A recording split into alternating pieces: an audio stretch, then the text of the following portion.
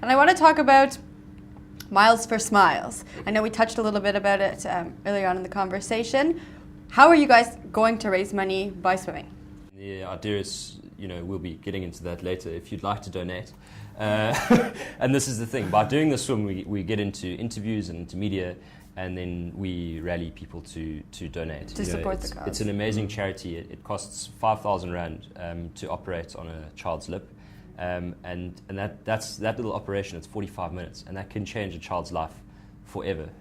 If you can't smile and you've got a facial disfigurement, your confidence is shot and you feel terrible, and people don't want to be your friend. Like at school, you're like that guy, and it's so sad. So literally by donating 5,000 Rand or even like 100 Rand, you're contributing towards changing a little child's life forever. And the younger you are when you get that operation, the better the rest of your life will be.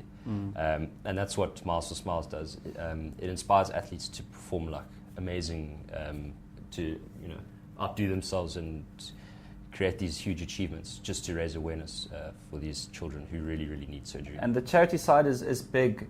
At first, knowing we're doing the swim, it was motivating.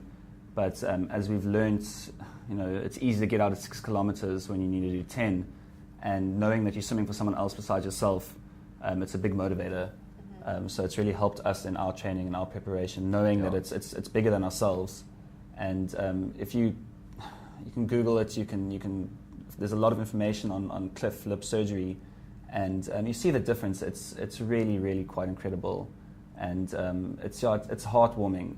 A lot of people with a lot of problems in the world, but as kind of maybe cheesy as it sounds, a smile shouldn't be one of them. People say smile at your problems. Yeah, if you can't even smile. And if you can't even smile at your problem, it's you really, you're starting way under.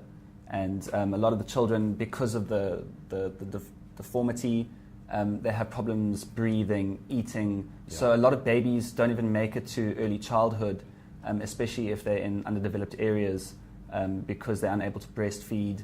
They've got very bad sinus problems, and it causes other infections.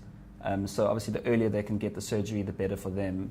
And as Jonno said, it's a 45-minute surgery, and it's really simple. And there's wonderful doctors, and the doctors actually donate their time for free to do the surgeries as well. Oh wow, that's awesome. Yes. So it's really a heartwarming charity, and it's a heartwarming cause. So is that please donate.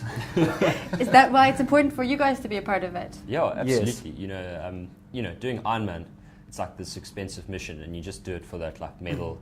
And you come home and you like chest pump and high five, but like this, we'll still put in a chest pump, I can guarantee. Or two. Or two.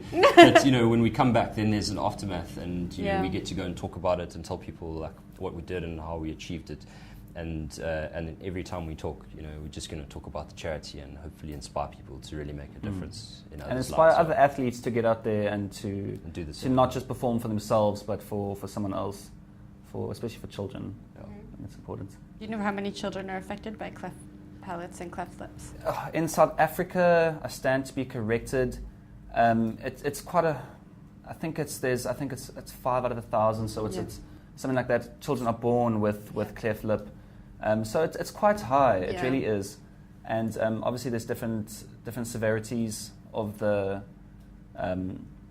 disfigurement or the of the cleft. But it's about, I'd say about just under 5%, which is quite high. That's high. Yeah. And it's not easy. It's not an easy thing to deal with, especially in rural areas. That's the hardest.